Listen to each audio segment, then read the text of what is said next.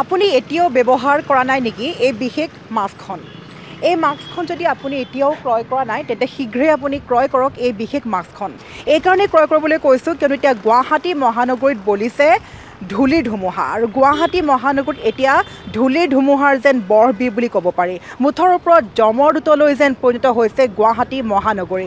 চাৰিওফালে মাথো ধূলি ধূলি মাথো ধূলি, যাৰ বাবে এতিয়া মহা সংকটত পৰিছে গুৱাহাটীবাসী।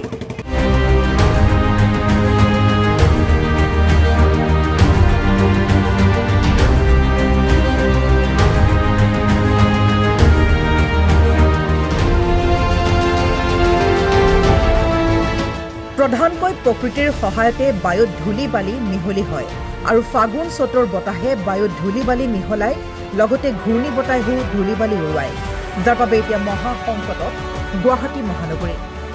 সোমবাৰে গুৱাহাটীৰ এয়াৰ কোৱালিটি ইণ্ডেক্সৰ অনুসৰি এক বিশেষ ডাটা লাভ কৰা গৈছে। 100ৰ পৰা 150লৈকে বায়ুৰ গুণাগুণক বেয়া বুলি গণ্য কৰা হয়। ইফালে আজিৰ দিনটোত গুৱাহাটীত পাৰ্টিকুলেট মেটাৰ PM10ৰ মাত্ৰা 112 মাইক্ৰগ্ৰাম পাৰ মিটাৰ আৰু PM2.5ৰ মাত্ৰা 35 মাইক্ৰগ্ৰাম মিটাৰে বিশ্ব স্বাস্থ্য সংস্থাৰ নিৰ্ধাৰিত সীমা অতিক্ৰম কৰিছে।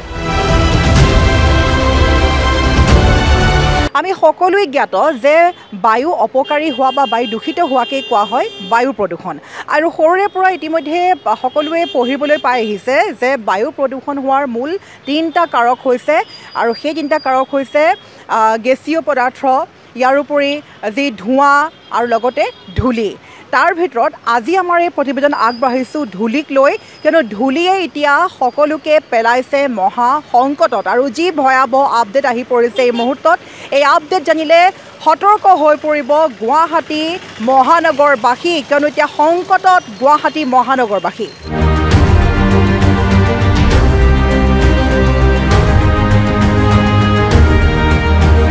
লক্ষণীয়ভাৱে আজি চৰম পৰ্যায়ত উপনীত হৈছে গুৱাহাটীৰ ৰেলৱে কলনীৰ AQI।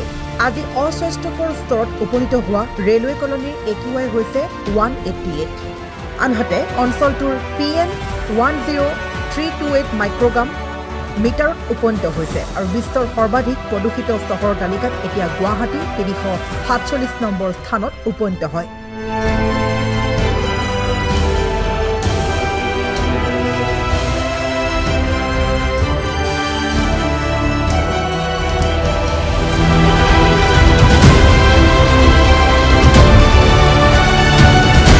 ফাগুন চ'তৰ যি বতাহ বলে সেই বতাহজাকে এনেই কৰিছে ধূলিহৰি আকাশ। আৰু এই মুহূৰ্তত আচলতে যি গুৱাহাটী মহানগৰীৰ যি আচলতে বায়ু প্ৰদূষণ, সেই বায়ু প্ৰদূষণে জীৱন নৰসদৃশ কৰি তুলিছে মহানগৰবাসী। আৰু এইখিনি ক'ব লাগিব যধে মধে যিহেতু কাটি থকা হৈছে সেউজীয়া গছ গছনি, যধে মধে নিৰ্মাণ হৈ থকা অট্টালিকা, লগতে যিসমূহ আচলতে কংক্ৰিটৰ ধূলিসমূহ উৰুৱাই যধে মধে নিৰ্মাণ হৈ থকা যিসমূহ আচলতে অভাৰব্ৰিজ বা উৰণ সেতুৰ কাম কাজ চলি আছে, লগতে আচলতে যাতায়াতৰ যি ক'লা ধোঁৱা, সেই ক'লা ধোঁৱাই ইতিমধ্যে সম্পূৰ্ণৰূপে যি উত্তৰ পূবৰ হৃদপিণ্ড বুলি কোৱা হয় সেই হৃদপিণ্ডক এতিয়া ঠেলি দিছে যমৰ দূতলৈ। লক্ষণীয়ভাৱে 2025ৰ প্ৰথম 3 মাহতেই গুৱাহাটীৰ বায়ু প্ৰদূষণৰ মাত্ৰাই বিগত 5 বছৰৰ ভিতৰত চৰম পৰ্যায়ত উপনীত হয়। 2020 বৰ্ষত গুৱাহাটীৰ বাৰ্ষিক AQI আছিল 110। 2021 বৰ্ষত সেয়া 116লৈ বৃদ্ধি পাইছিল আৰু 2024 বৰ্ষত বায়ুৰ গুণাগুণ কিছু নিয়ন্ত্ৰণলৈ আহি AQI 105লৈ হ্ৰাস পালেও 2025 বৰ্ষৰ প্ৰথম 3 মাহতে 54% বৃদ্ধিৰে 164ত উপনীত হয়। শেহতীয়াকৈ উন্নয়নৰ নামত গুৱাহাটীত যধে মধে অব্যাহত আছে নিৰ্মাণ কাৰ্য। চৰকাৰ আৰু ব্যক্তিগত প্ৰতিষ্ঠানে নিৰ্মাণ কৰি থকা সুউচ্চ অট্টালিকা, উন্নয়নৰ ঢোল পিটি নিৰ্মাণ কৰি থকা ইখনৰ পিছত সিখন উৰণ সেতু আৰু ৰাজপথত বৃদ্ধি পোৱা সীমাহীন যান বাহনে ফাগুনৰ বতৰত এতিয়া উদ্বেগজনক কৰি তুলিছে গুৱাহাটীৰ পৰিস্থিতি। এতিয়া কেৱল নামতহে থাকি যোৱা গুৱাহাটী প্ৰদূষণ নিয়ন্ত্ৰণ বৰ্ডে যেন এই বায়ু প্ৰদূষণে যেতিয়া চৰম সীমা অতিক্ৰম কৰে তালৈকেহে যেন বাট চাই আছে।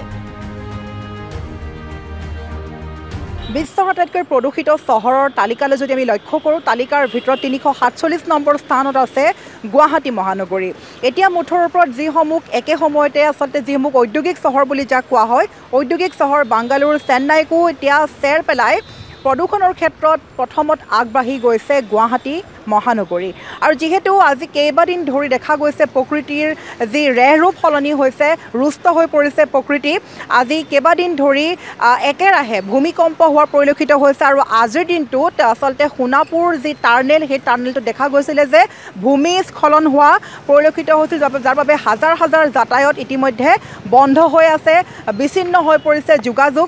মুঠৰ ওপৰত ইটোৰ পিছত সিটো প্ৰাকৃতিক দুৰ্যোগে যেন এতিয়া গা কৰি উঠিছে।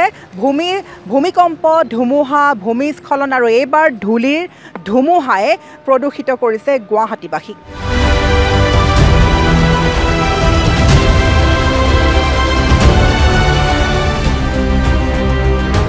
একে সময়তে বিভিন্ন ৰোগৰ সমান্তৰালকৈ বহু লোকে গাটো ভাল থাকক বুলি সন্ধিয়া এপাক ঘৰৰ পৰা ফুটপাথেৰে ওলাই অহা বৃদ্ধসকলৰ বাবেও এতিয়া গুৱাহাটীখন হৈ পৰিছে জমৰ নগৰী।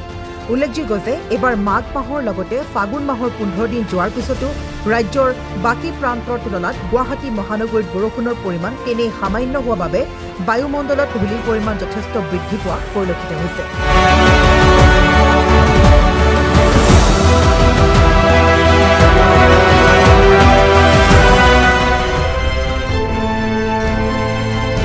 বাৰে বাৰে কৈছোঁ যে প্ৰদূষণৰ সমান্তৰালভাৱে এতিয়া গুৱাহাটী মহানগৰবাসীৰ এতিয়া ভয়াৱহ ৰূপ বুলি ক'ব লাগিব, ভয়াৱহ ৰূপলৈ ঢাল খাই গৈ আছে। কিয়নো হাঁপানি, ব্ৰংকাইটিছ বা হাওঁফাওৰ যি সংক্ৰমণ, এই সংক্ৰমণসমূহৰ প্ৰাদুৰ্ভাৱ যথেষ্ট পৰিমাণে বৃদ্ধি পোৱা পৰিলক্ষিত হৈছে কেৱল মাথোঁ ধূলিৰ ধুমুহাৰ বাবে। আৰু চিকিৎসক বিশেষজ্ঞসকলৰ মতে বিশেষকৈ শিশু আৰু বৃদ্ধসকলক অতিকৈ আতংকিত কৰিব পাৰে এই বিশেষ ধূলিৰ ধুমুহাই। গতিকে সকলো এতিয়া সাৱধান হোৱাৰ সময় আহি পৰিছে। প্ৰত্যেকগৰাকী লোকে পুৱাৰ ভাগৰ পৰা নিশাৰ ভাগলৈকে মুঠৰ ওপৰত কামেই হওক বা স্কুলেই হওক বা মুঠৰ ওপৰত সেয়া মৰ্ণিং ৱাকেই হওক বা ইভিনিং ৱাকেই হওক, খোজ কঢ়াৰ সময় কিন্তু সকলোৱে ব্যৱহাৰ কৰক এই বিশেষ মাস্কখন, যিখন মাস্কৰ বাবে আপুনি নিৰাপদে বসবাস কৰিব পাৰিব বা এইসমূহ সংক্ৰমণৰ পৰা কিছু পৰিমাণে হ'লেও হাত সাৰিব পাৰিব। গতিকে প্ৰত্যেকগৰাকী লোকেই মুখত মাৰিবলৈ লওক, নাকত মাৰিবলৈ লওক মাস্ক, আৰু পৰাপক্ষত কাম নাথাকিলে এই সময়ছোৱাত ঘৰৰ পৰা নোলাই ভিতৰত থাকিবলৈ চেষ্টা কৰক।